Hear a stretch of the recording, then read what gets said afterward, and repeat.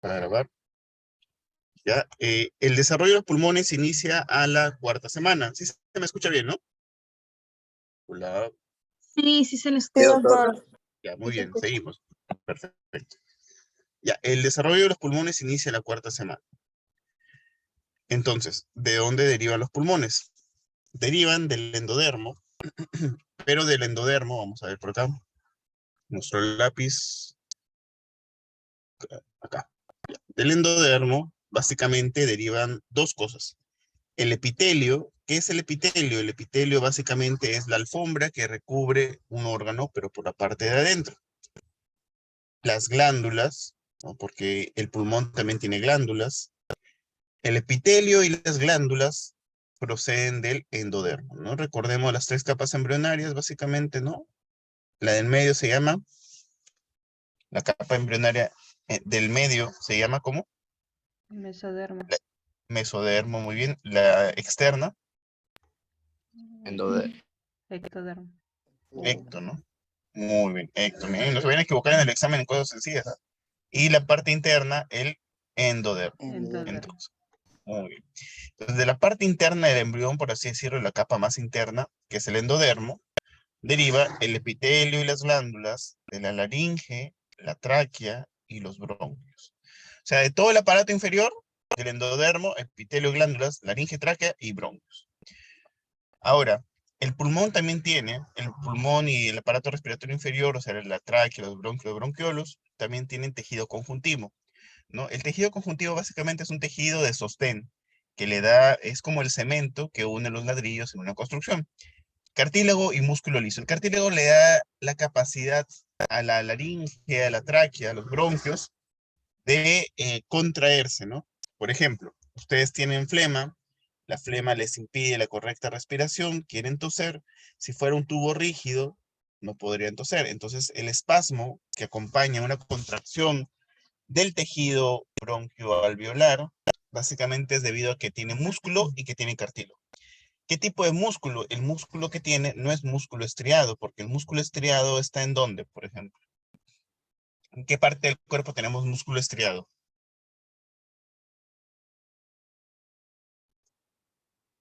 Hola,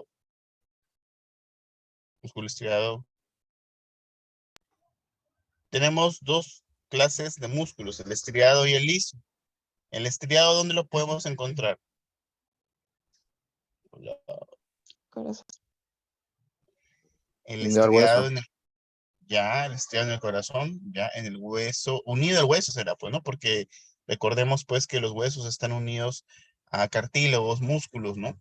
Entonces, lo que su compañera más o menos nos quiso decir es que básicamente aquel músculo que se inserta en un hueso, ¿no? En nuestro cuerpo, cumple una función y básicamente es un músculo estriado. Por ejemplo, el del bíceps, el del hombro, la mano, el antebrazo, la pierna, el muslo, el glúteo, ¿no? Entonces, todos esos músculos estriados. Músculos lisos, ¿dónde están? Ah, y dependen, estos músculos estriados dependen de una orden voluntaria. Los chicos que van al gimnasio, las chicas que van a hacer pompas al gimnasio, estos músculos ordenan a una contracción y relajación voluntaria de la persona. Es decir, los activo para caminar, los activo para hacer ejercicio, los activo para hacer bíceps, los activo para hacer glúteo, los activo. Siempre tenemos que comandar una orden la cual es pensada. El músculo liso no es pensado, es un músculo que actúa por sí. El músculo liso, por ejemplo, está en el estómago, en la vejiga, está en el intestino, ¿no? En este caso está, por ejemplo, en el pulmón también, ¿no? Y deriva, tejido conjuntivo, entonces, cartílago y músculo liso, derivan del endodermo esplácnico. ¿Qué es el endodermo esplácnico? Es un endodermo, sí, pero esplácnico quiere decir que está cerca a la región de entre lo que es el hígado y el vaso. Esplácnico es más para vaso, el tejido que está cerca al vaso. Entonces, epitelio y glándulas, laringe, tráquea, bronquios, endodermo, mesodermo esplácnico, tejido conjuntivo, cartílago y músculo. No nos olvidemos de esos datos. Seguimos. Dijimos que a la cuarta semana ya comienza a ver, si se acuerdan las diapositivas anteriores, un divertrículo, primero una hendidura, luego un divertrículo, luego una especie de bulbo respiratorio. Entonces, en donde justamente acá en esta nueva, en esta nueva diapositiva, vemos cómo esta parte amarilla viene a ser la faringe primitiva. En la parte inferior de la faringe primitiva está el divertículo respiratorio, procedente obviamente de la hendidura laringotraqueal que se va bifurcando, creciendo y aumentando de tamaño. Entonces ahí está el divertículo respiratorio.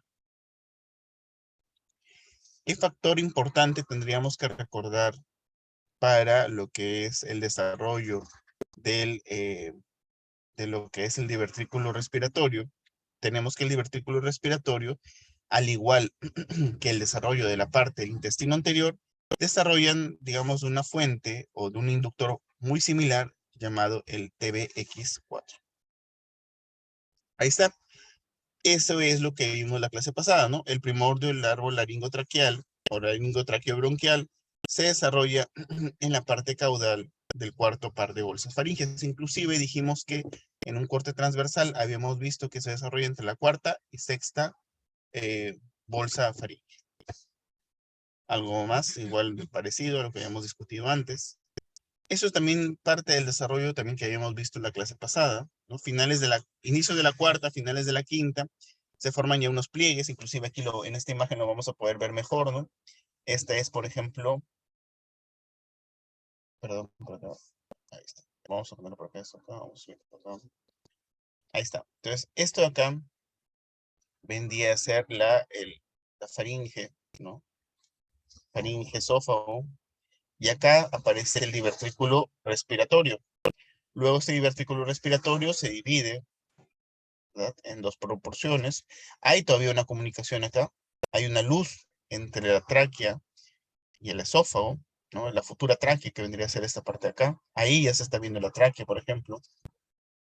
Y acá ya aparecen las yemas pulmonares. Pero aquí ya se cierra, si ustedes ven, la comunicación entre el esófago y la tráquea.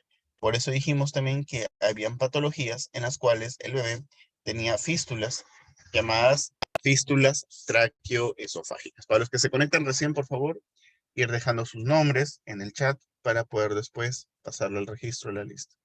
Muy bien, seguimos. Entonces, finales de la quinta se forman los pliegues traqueoesofágicos, unos pliegues, unos repliegues dentro de la tráquea para poder, digamos, proporcionar los famosos o los después famosos anillos traqueales.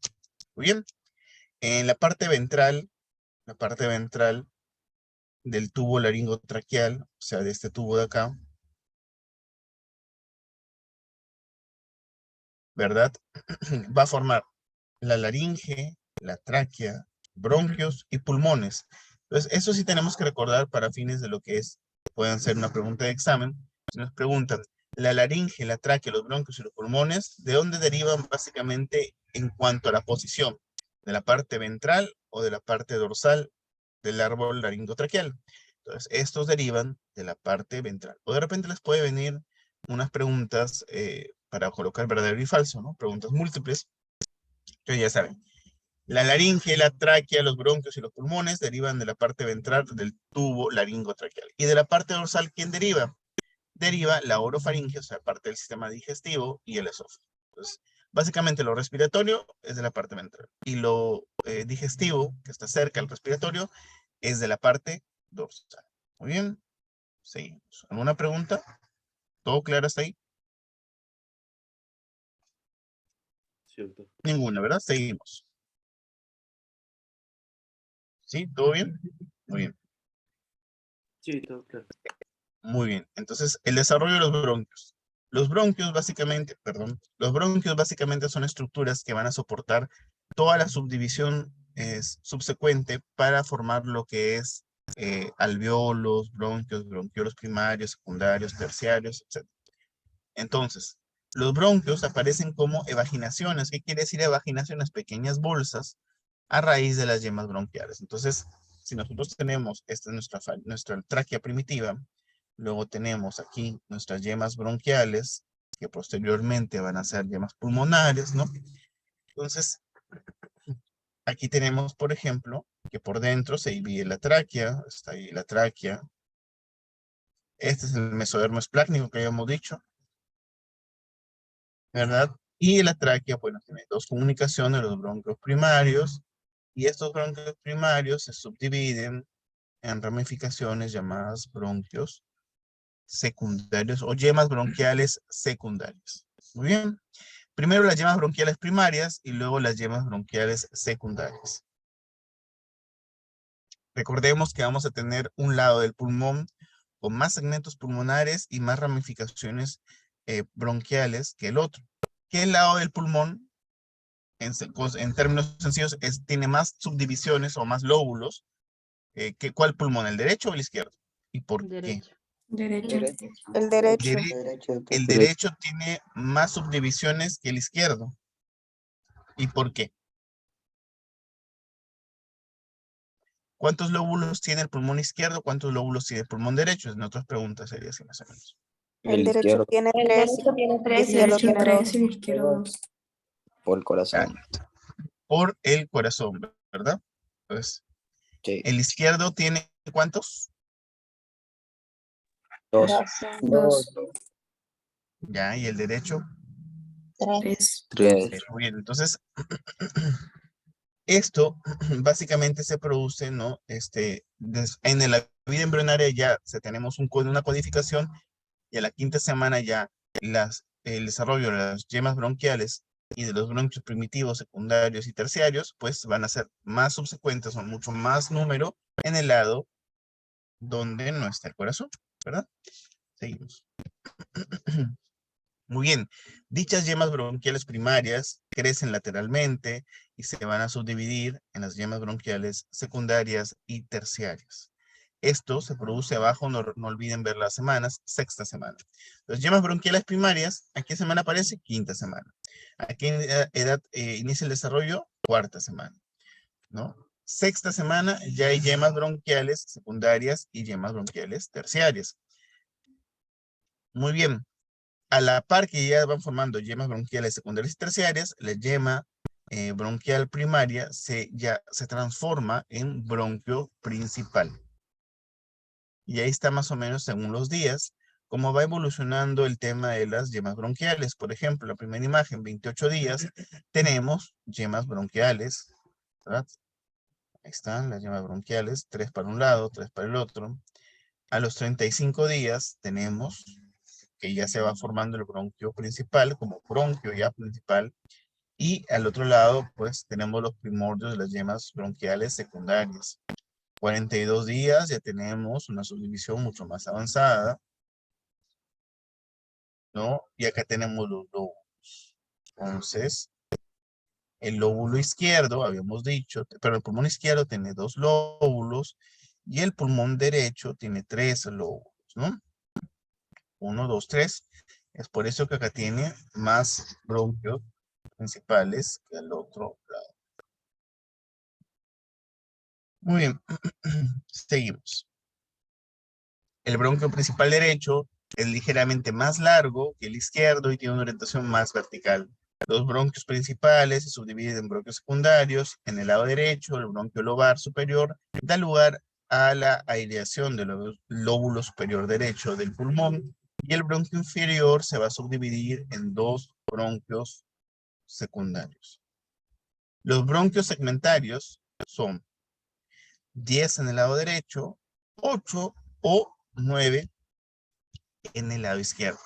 ¿A qué semana aparece? Entonces sabemos, los bronquios segmentarios se dividen a la séptima semana en 10 para el derecho, 8 o 9 para el izquierdo. Los bronquios segmentarios, pues básicamente se van a juntar con parte de las masas del mesénquima y van a formar segmentos broncopulmonares. A la semana 24 ya van a existir 17 subniveles de ramificaciones pulmonares y ya han desarrollado los bronquiolos respiratorios. Importante también esta parte. ¿En qué semana ya se desarrollan los bronquiolos respiratorios? 24. ¿Por qué? Ojo, los bebés prematuros muchas veces fallecen por falta del desarrollo pulmonar de una sustancia que producen los neumocitos tipo 2, que lo vamos a ver de repente más adelante. El mesénquima esplácnico adyacente.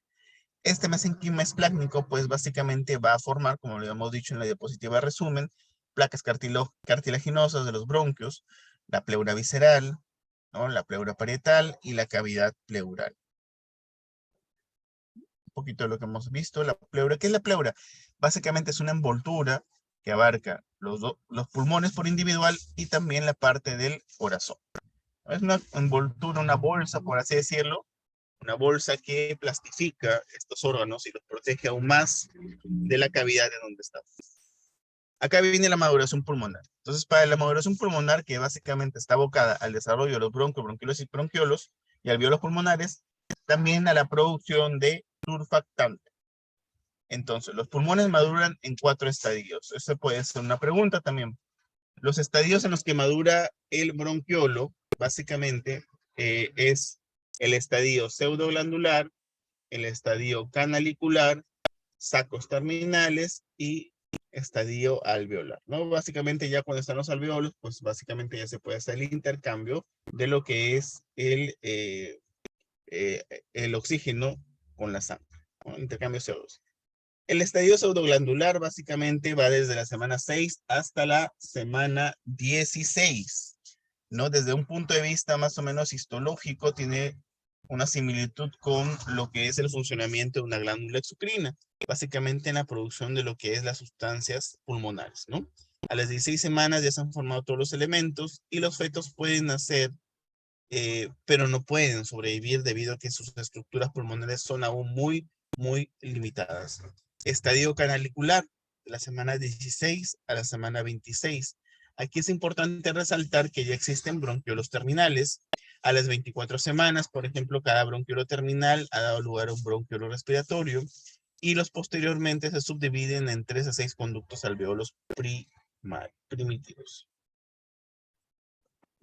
Estadio canalicular, pues la respiración es posible al final de este estadio. Estamos hablando de la semana 26 más o menos, pero sin embargo nuestra realidad, salvo en la maternidad de Lima y en algunos hospitales contados, pues el sobrevivir a la semana 26 prematuramente podría utilizarse surfactante industrializado, ¿no? Químico, pero es muy pobre la respuesta. En otros países quizás podría haber una mayor respuesta a la semana 26. En nuestro país, un bebé que nazca a la semana 26, por más que tenga las mayores comodidades tecnológicas, pues tiene un alto índice de mortalidad, más del 95%.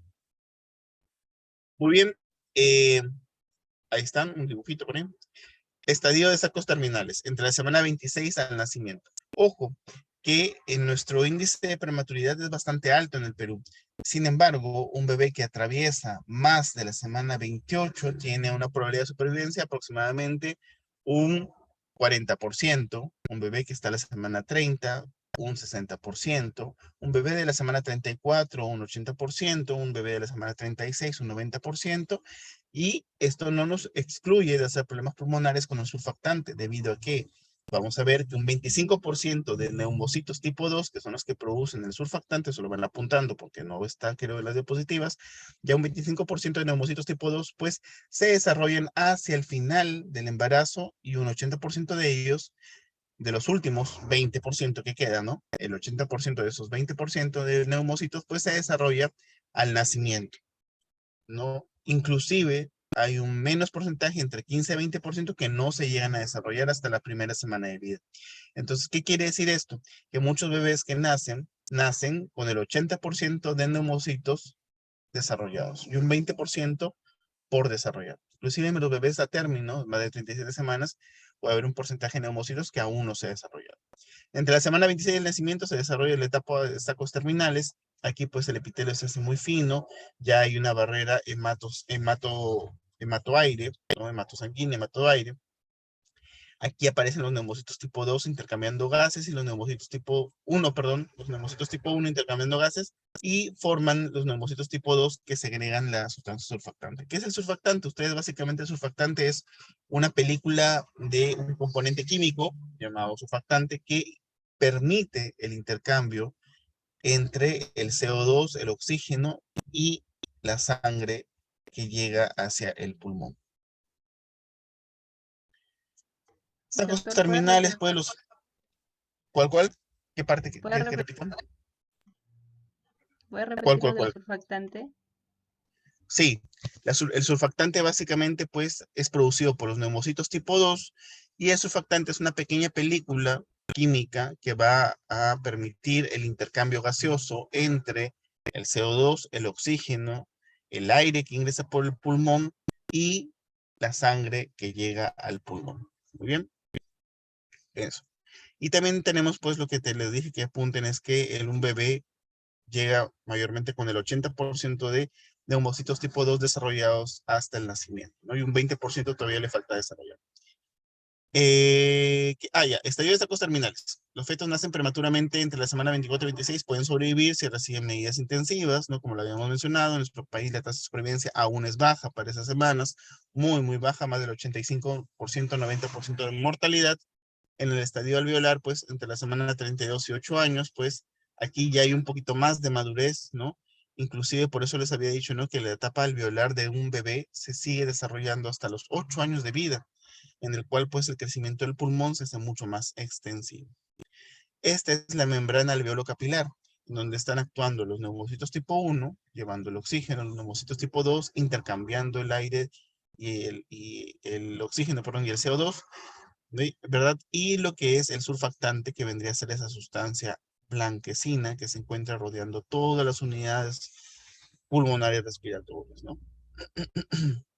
El estadio alveolar, el estadio alveolar comienza el estadio alveolar cada bronquiolo respiratorio, va a terminar al final de su rama con un saco alveolar, eso es importante también, ¿no? Obviamente el nombre lo dice. ¿Dónde se desarrollan los sacos alveolares? ¿En qué etapa? En el estadio alveolar.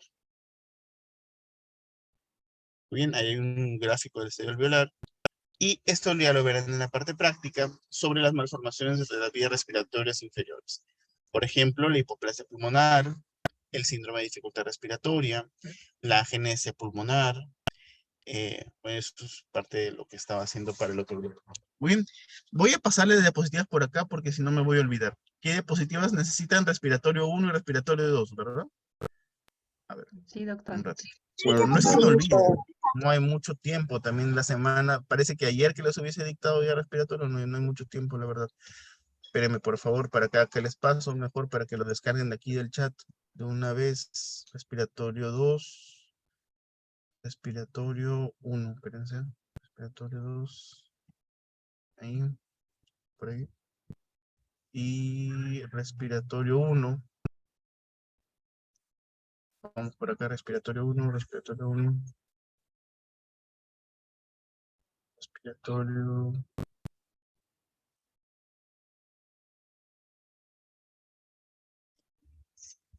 Ese es el respiratorio 2. Permítame buscar. Respiratorio 1. Acá está. Superior. Muy bien. Ahí está respiratorio 2. Ya lo pueden ir descargando. Respiratorio 1. Está por ahí. Muy bien. Ya. Lo van descargando, por favor, por ahí. Se lo pasan entre ustedes a los que no pueden descargar. Recuerden siempre igual dar una leída, no solo a las diapositivas, sino también a su libro. Recordemos, el libro base para mí es Embriología de Moore. Desde la 10ª hacia adelante está bien. Inclusive si algunos han logrado